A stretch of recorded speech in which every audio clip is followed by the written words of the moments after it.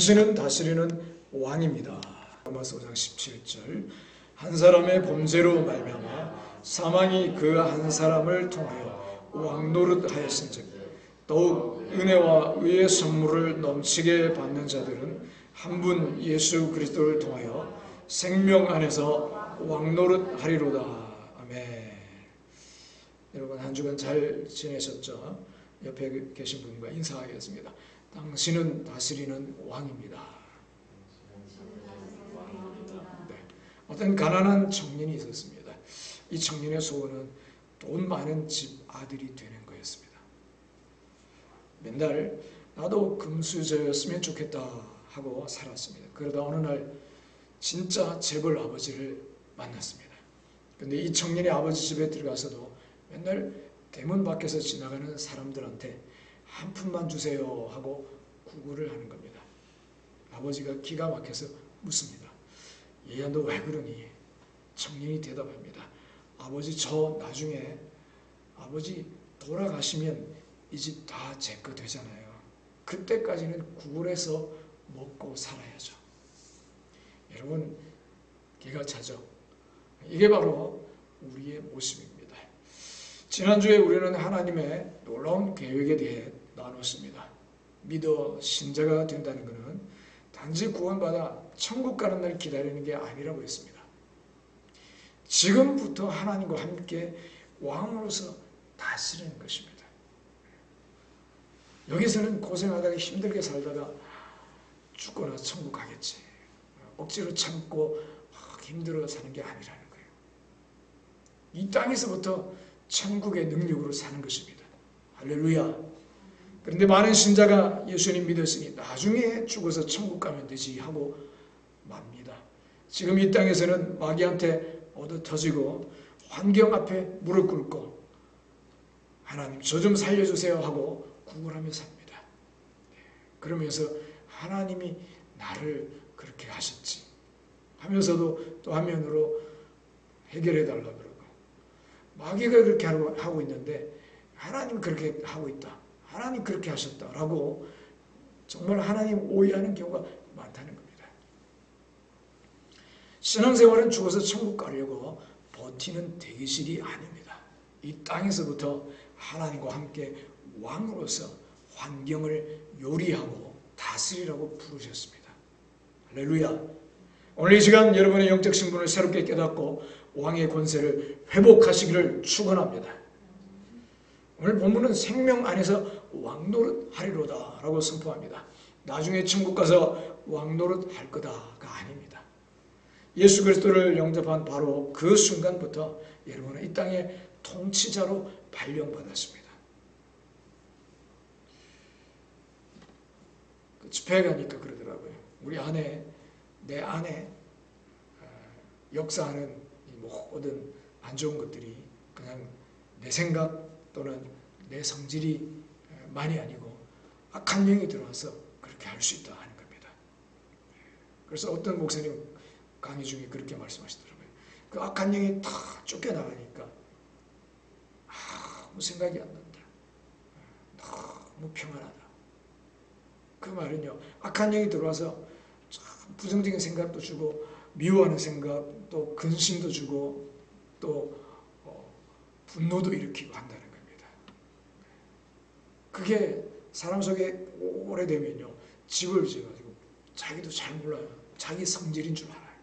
약한 영일 수 있다는 겁니다. 쫓아내시고 부숴버리시고 정결케 함으로 자유케 되고 시원케 되고 행복해지는 복된 여러분 되기를 축원합니다. 여러분 예수님 믿는다는 게 뭘까? 교회당 출입하는 걸까요? 아닙니다. 하나님의 영인 성령을 내 안에 모시는 겁니다. 성령이 내 안에 들어오셨다는 것은 내 안에 하나님과 똑같은 종류의 생명이 들어왔다는 뜻입니다. 쉬운 비유를 들어볼까요? 개 새끼는 뭐라고 하죠? 강아지. 사자의 새끼는 사자. 사자 새끼는 상아지는 그냥 사자입니다. 그죠? 하나님이 우리를 낳으셨습니다. 거듭나게 하셨습니다. 그러면 뭐가 나올까요? 하나님의 자녀입니다. 하나님의 생명을 가진 존재인 것입니다. 하나님이 우리를 낳으셨으니 우리는 이 땅에서 하나님처럼 통치하며 살아야 한다는 겁니다. 이게 왜 중요할까? 우리는 지금까지 하나님 앞에서 이렇게 서왔습니다. 저는 죄인입니다. 저는 부족합니다. 저는 자격이 없습니다. 맞는 말입니다. 과거에는 맞았습니다. 그런데 지금은 틀렸습니다. 예수님이 십자가에 죽고 부활하심을 믿을 때 무슨 일이 일어났습니까? 내가 받아야 할 모든 정죄를 가져갔습니다. 그런데 내 죄만 가져가신 게 아닙니다. 하나님의 생명을 주신 겁니다. 하나님의 자녀 왕권을 물려받았다는 겁니다. 로마서 5장 17절이 말합니다. 의의 선물을 받은 자, 생명 안에서 왕노릇하는 자. 그러니 우리는 더 이상 세상 돌아가는 모습을 보면서 한숨만 쉬는 구경꾼이 아니라는 겁니다. 왕은 어떻죠? 말로 다스립니다. 왕이 저놈을 매우 쳐라 하면 진짜로 맞습니다. 왕이 길을 뚫어라 하면 산이 깎입니다. 여러분의 입술에 그 권세가 담겼습니다. 단순한 지식이 아닙니다. 실제적인 능력입니다. 내 안에 성령님이라는 최고의 백이 계신다는 겁니다. 이걸 깨닫는 것이 왕의 권세 사용의 시작입니다. 할렐루야. 옆에 분들 한번 축복하겠습니다. 당신 안에 성령이 계십니까? 네. 답을 해주세요. 네. 한 번 더 축복하겠습니다. 내 안에 성령이 계십니다. 네. 하나님이 계신다는 것입니다. 하늘과 땅의 권세를 가진 모든 권세를 가진 창조주 천지의 하나님이 내 안에 계신다는 겁니다. 할렐루야. 자, 그러면 어떻게 환경을 다스리는 왕으로 살까요? 먼저 자신의 신분, 정체성을 정확히 알아야 합니다. 우리는 구걸하는 자가 아니라 해결책이라는 것입니다. 우리는 살면서 문제가 생기면 자꾸 구걸 모드로 들어갑니다. 하나님 돈 좀 주세요. 하나님 병 좀 고쳐주세요. 이건 왕의 자세가 아닙니다. 왕은 도와달라고 하지 않고 해결하라고 명령합니다. 기도도 하나님께 간구만 하는 게 아니라 문제를 향해 직접 명령하는 겁니다. 하나님의 자녀의 권세, 왕의 권세로 집행하는 것입니다. 어릴 때는 아빠 도와주세요 하고 울부짖지만 성장하면 직접 종을 부리고 호령하는 것입니다. 여러분 직장 상사가 괴롭힙니까? 하나님 저 상사 좀 딴 데로 치워주세요 라고 구걸하지 마십시오. 이게 왜 구걸일까요? 문제의 주도권을 내가 쥐고 있지 못하고 있기 때문입니다. 환경에 휘둘리는 피해자 입장에서 하소연만 하고 있기 때문입니다. 왕의 기도는 다르다는 거죠. 왕은 해결책으로서 해결사로서 기능합니다. 사도행전 3장의 베드로를 보십시오. 구걸하는 안전뱅이 앞에서 베드로는 같이 앉아 울지 않았습니다. 나사렛 예수 이름으로 일어나 걸으라 하고 문제를 끝내버렸습니다. 그럼 우리는 어떻게 기도해야 할까요? 괴롭히는 상사가 있다면 이렇게 선포하는 겁니다. 내 안에 계신 성령님은 자, 우리 같이 한번 읽어보겠습니다.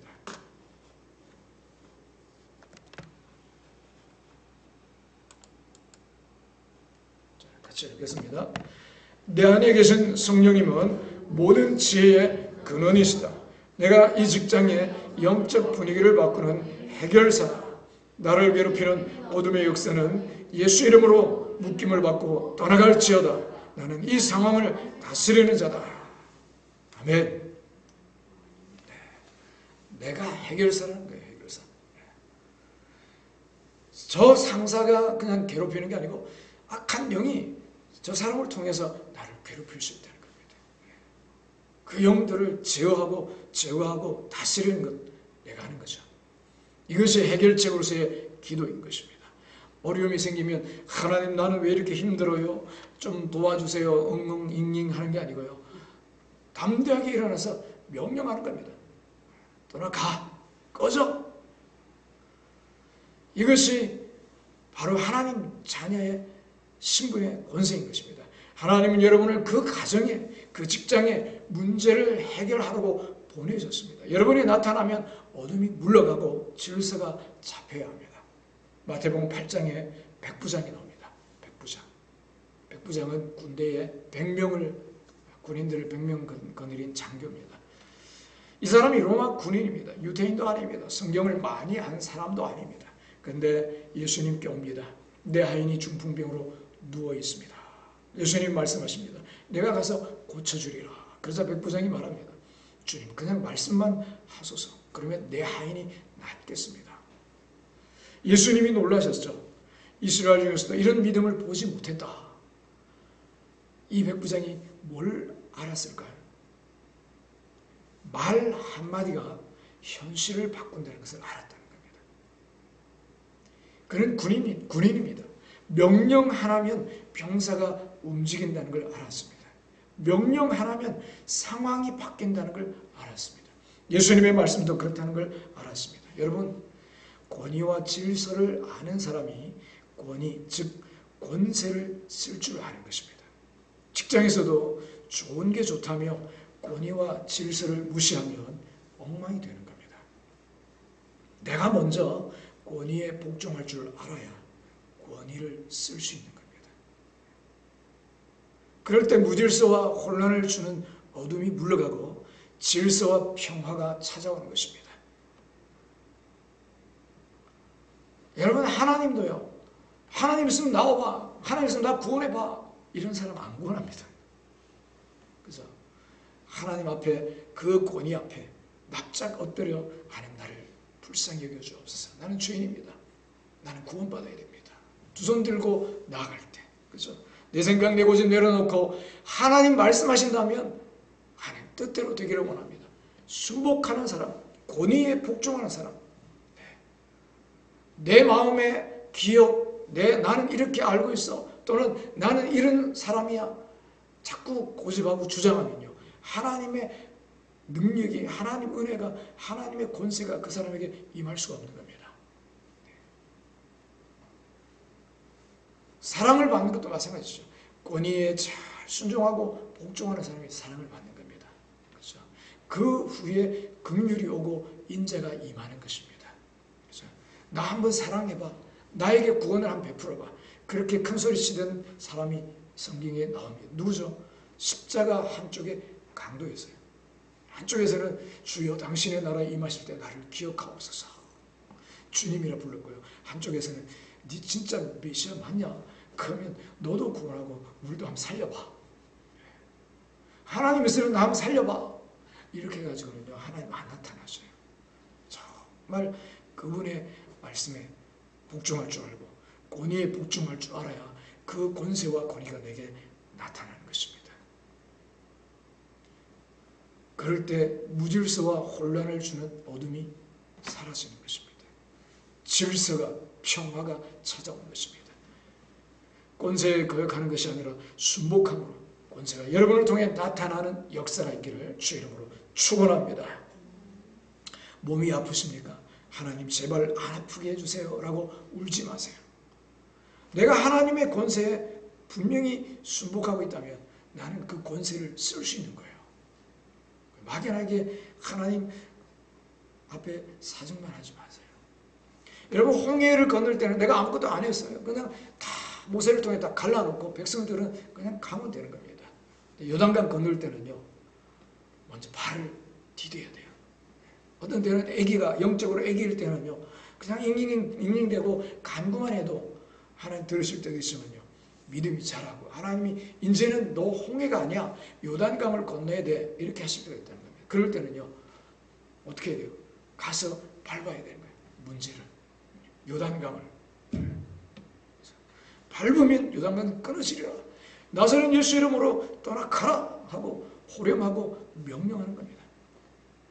여러분 안에 있는 하나님의 생명을 풀어놓으라는 겁니다. 권세를 풀어놓으라는 겁니다.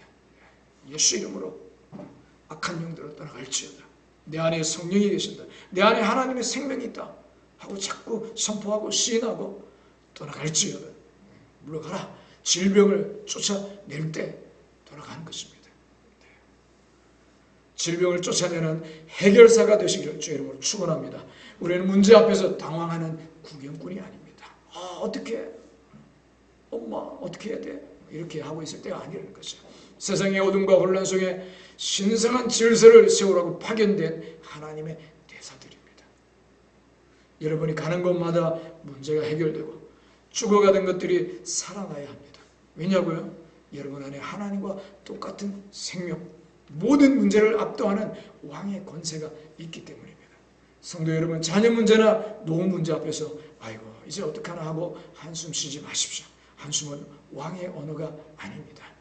청년 여러분, 세상에 벽이 높다고 나는 흙수저야 하고 자책하지 마십시오. 여러분은 하나님의 생명을 가진 하늘 금수저입니다. 세상의 사람들과 똑같이 그 사람들처럼 스펙을 가져야 나도 이길 수 있어가 아닙니다. 여러분, 비교가 안 되는 권세가 우리에게 있다는 것이에요. 여러분이 나타나면 문제는 끝납니다. 여러분이 바로 해답입니다. 구걸하는 인생을 끝내고 세상의 해결책으로 당당히 서시기를 주님의 이름으로 축원합니다. 축원합니다. 자, 왕의 권세를 어떻게 집행하고 현실로 만드는가? 두 번째. 첫 번째 뭐랬죠? 권세가 있다는 것. 정체성을 분명히 알아야 된다 했습니다. 우리는 왕의 자녀다. 그죠? 다스리는 자다 하는 것. 두 번째는 승리의 그림을 그리는 거예요. 승리의 그림. 내 마음에 그림이 분명해야 돼요. 하나님 앞에 기도할 때도요. 계속 병든 모습, 안 되는 모습, 힘든 모습을 가지고 나가서 울고 있다고 해서 그게 기도가 아니라는 겁니다. 내 안에 그림이 바뀌어야 된다는 겁니다. 승리의 그림으로. 우리 머릿속에는 자꾸 마귀가 틀어주는 망하는 비디오가 돌아갑니다. 너 이번에도 실패할 걸, 너 그러다 암 걸릴 걸, 자식 농사 다 망칠 걸. 이런 시커먼 그림들을요, 어떻게 지울 수 있을까? 지우개로 지우는 게 아니고요, 우리 입술로 새로운 그림을 덧칠하는 겁니다. 방법은 간단합니다. 첫 번째, 방언으로 기도하는 거예요. 방언으로. 방언은 내 안의 영을 활성화시키는 엔진입니다. 방언을 세게 돌리면요, 내 지성이 항복하고 성령님이 주시는 그림이 떠오르기 시작합니다. 그래서 조금 하다 포기하지 마시고요. 15분, 20분, 30분 하면요, 생각이 맑아져요. 머리가 맑아져요. 우리가 예배 와서도 찬송하면서도 자꾸 생각은 딴 데가 있어요. 그죠? 걱정거리, 집에 또는 투자한 데 또는 직장 이런 것들 막 생각하고 집중이 안 돼요. 근데 한참 찬송하고 또 기도하고 방언하고 막 하다 보면 이게 사라집니다. 그러면서 믿음의 그림이 떠오르기 시작합니다. 되겠다. 하나님 함께 하시면 되겠다. 첫 번째 뭐라 그랬죠? 방언. 우리 영을 활성화시키고 내 안에 있는 성령의 능력을, 생명을 활성화시키는 겁니다. 이게 활성화될수록 내게 붙어있던 어둠의 영들이요 떠나가는 겁니다. 그래서 생각이 맑아지는 겁니다. 하나님의 생각이 내게 주어지기 시작하는 겁니다. 이걸 영감이라고 합니다. 영감. 그래서 기도 많이 한 사람은 영감이 풍성한 겁니다. 두 번째, 하나님의 말씀으로 분위기를 완전히 포화시키는 겁니다. 말씀으로. 나는 기도하고 해도 생각이 잘 안 바뀐다. 기도만 하지 마시고요. 말씀을 자꾸 읽으라는 겁니다. 말씀을 자꾸 선포하는 겁니다. 말씀 안에 보면요, 하나님이 된다, 할 수 있다, 하나님의 그림, 하나님이 일하시는 방식들이 많이 나와 있거든요. 거기서 하나님 이렇게 하는구나, 물 위도 걷게 하는구나, 거인들을 상대해서 이기게 하는구나, 돌멩이 하나 가지고 골리앗도 깨트리는구나. 할렐루야. 그래서 말씀을 자꾸 내 입에 담아서 선포하는 겁니다. 부정적인 생각, 마음 이런 걸요, 말씀을 선포할 때 이게 자꾸 바뀌고요. 믿음의 생각으로, 말씀의 생각, 하나님의 생각으로 내게 자꾸 새겨지는 겁니다. 여러분 아브라함을 보세요. 아브라함. 자식 없던 영감. 100세가 다 돼가는데 어떻게 열국의 아버지가 됐을까요? 하나님이 그에게 매일 밤 별을 보게 하셨어요. 또 이름을 바꿔주십니다. 이름. 아이를 낳기 전부터요, 아이를 낳을 수 없는 노인 부부였어요. 100세, 90세. 근데 이름을 바꿨어요. 뭐라고요? 뭐라 되어 있죠? 아브라함에서 아브라함. 아브라함 원래 이름 아브라함입니다. 근데 이름을 아브라함으로 바꾸셨어요. 원래는 그냥 존귀한 아버지. 근데 아브라함은요, 민족의 아버지, 여러 민족의 아버지. 아직 아이도 하나 없는데 여러 나라의 여러 민족의 아버지라고 미리 이름을 바꿨다는 거예요. 그러니까 자신을 소개할 때 나는 아브라함입니다. 무슨 말이에요? 나는 여러 민족의 아버지입니다. 그럼 사람들이 와, 저 사람 자식이 많은가 보다 이렇게 생각했죠. 나 아직 한 명도 없어요. 사람들이 이름을 부를 때마다 아브라함 그러면 여러 민족의 아버지 듣는 거잖아요. 그렇죠? 자꾸 나는 여러 민족의 아버지다. 그러면서 마음에 계속 새기게 되는 겁니다. 입으로 선포하며 승리의 그림을 매일 그린 겁니다. 여러분 책들이나 영상들 유튜브 이런 거 보면요. 나는 매일 글로 썼다. 소원을 또는 갖고 싶은 것을 썼다. 그랬더니 이루어졌다. 이런 이야기 하잖아요. 그게 어디서 나오면 성경에서 나온 겁니다. 성경에. 크리스찬들이 그런 걸 할 줄 모르고 세상 사람들이 그것만 싹 가져가고 하나님만 안 믿고 그 방법만 가져가서 써먹는 거예요. 성경에 다 있고 성경에 좋은데요. 세상 사람들이 다 가져가서 크리스찬들이 안 쓰니까 그리고 세상 사람들이 가서 쓰니까 그게 안 좋은가 보다. 그리고 못 쓰는 거예요. 어디 이단에서 성경에 나오는 이름을 가져가니까 못 쓰잖아요. 그죠? 사상도 좋은 사상이 있는데 성경에 있는 걸 싹 빼고 그것만 가져가서 쓰니까 또 못 쓰잖아요. 이것도 마찬가지입니다. 계속해서요 성경을 들여다보면서 나는 열국의 아버지야. 나는 여러 민족의 아버지야. 그리고 자꾸 자기 이름도 바꿔가지고 그죠? 또 벽에다 붙여놓고 나는 여러 민족의 아버지. 그러면서 좋은 그림, 성경적인 그림, 믿음의 그림, 하나님의 그림, 승리의 그림이 내게 선명해지는 겁니다. 여러분 그럴 때 기도 응답이 오는 겁니다. 많은 분들에게 기도합시다 해서 모여서 기도합시다. 기도 제목 내라 그러면 말을 못해요. 그런 사람은 기도 응답을 받기가 쉽지 않습니다. 그냥 자꾸 물어보면 할 수 없이 아무 탈 없게 해주세요. 그렇게 기도 제목입니다. 분명한 기도 제목이 있어야 됩니다. 사모하는 간절한 기도 제목이 있어야 됩니다. 간절하다는 것은 그만큼 그림이 선명하다는 겁니다. 그럴 때 응답이 있는 것입니다. 여러분 자녀가 어떻게 되기를 원합니까? 지금 어렵고 힘든 모습 그게 내 마음에 선명하냐? 아니면 변화된 모습이 내게 선명하냐? 그 사람은요 엉망인 모습을 쉽게 말하지 않습니다. 그렇죠? 자녀에게 저주를 퍼붓지 않습니다. 그렇죠?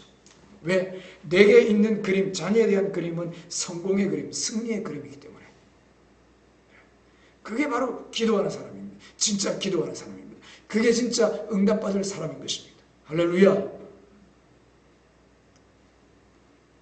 그렇게 마음에 계속 새기고 입으로 선포할 때 역사가 일어나는 것입니다. 지금 여러분의 통장 잔고가 바닥입니까? 나는 망했다는 그림을 찢어버리고 하나님이 나의 공급자다 하는 그림을 그리시기 바랍니다.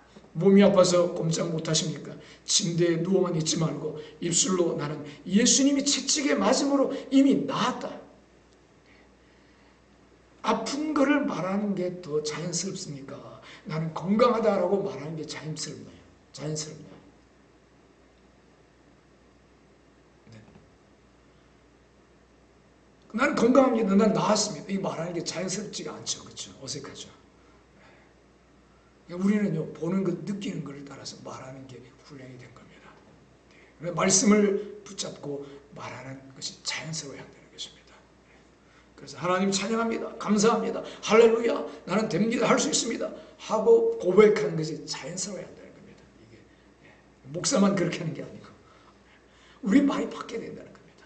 그래서 내 가정은 잘 됩니다. 내 자녀는 잘 됩니다. 내 직장은 잘 됩니다. 나 때문에 잘 됩니다. 이런 말이 자연스럽게 나와야 된다는 겁니다. 할렐루야. 네. 그럴 때 역사가 일어나는 것입니다. 그래서 아플 때 침대에만 누워있고 또는 병원의 의사가 하는 말만 탁 새겨서 묵상하면서 그걸 자꾸 반복하지 말고 나는 예수님이 채찍에 맞음으로 이미 나았다. 나는 건강하게 뛰어다닌다. 그걸 믿고 선포하는 겁니다. 승리의 장면을 여러분 마음속에 선명하게 새기십시오. 질병이 떠나가고 건강해진 모습 빚이 청산되고 풍성해진 모습, 자녀가 주님께 돌아오는 모습을 마음의 눈으로 보며 입으로 선포하십시오. 아브라함이 별을 보며 열국의 아버지라는 그림을 그렸던 것처럼 지금은 절망의 그림을 찢고 승리의 환상을 그려놓는 여러분 되시기를 축원합니다.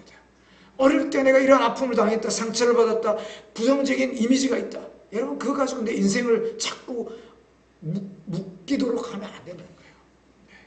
성경에 하나님의 사람들이 좁은 길 가고 승리한 길 가고 축복의 풍성한 하나님께 쓰임받은 영광의 길을 간 모습들을 자꾸 그리고 그것이 나의 인생이 되도록 자꾸 신하고 내 마음속에 그림의 이미지에 새겨야 한다는 것입니다. 할렐루야. 그렇게 될 때 내 삶이 바뀌는 것입니다. 여러분 사탄의 생각에 속으면 안 됩니다. 사탄이 귀신 머리 풀고 나타나서 너는 이 생각을 받아 하고 딱 다운로드 시키는 게 아니에요. 환경을 통해서 경험을 통해서 생각, 관념, 가치관 이런 것들이 들어오는 겁니다. 그게 말씀과 반대되면요 사탄이에요. 여러분 영적인 세계는요 중간지대가 없습니다. 말씀이냐 아니냐 하나님이냐 사탄이냐 이겁니다. 우리 생각은요 하나님께로부터 오는 것 사탄에서 오는 것 이 둘 중에 하나인 겁니다. 자꾸 우리는요 내 MBTI가 뭐다 또는 내가 어릴 때 상처를 받았다 내가 어떤 상황이다 자꾸 이러면서요 말씀을 거부합니다. 속는 겁니다. 깨트려야 됩니다. 부숴야 됩니다. 그거를 하나님의 말씀이 나에게 역사하지 못하도록 거부하는 거예요. 그러면요 하나님의 권세가 내게 제대로 통행되지 못하는 겁니다.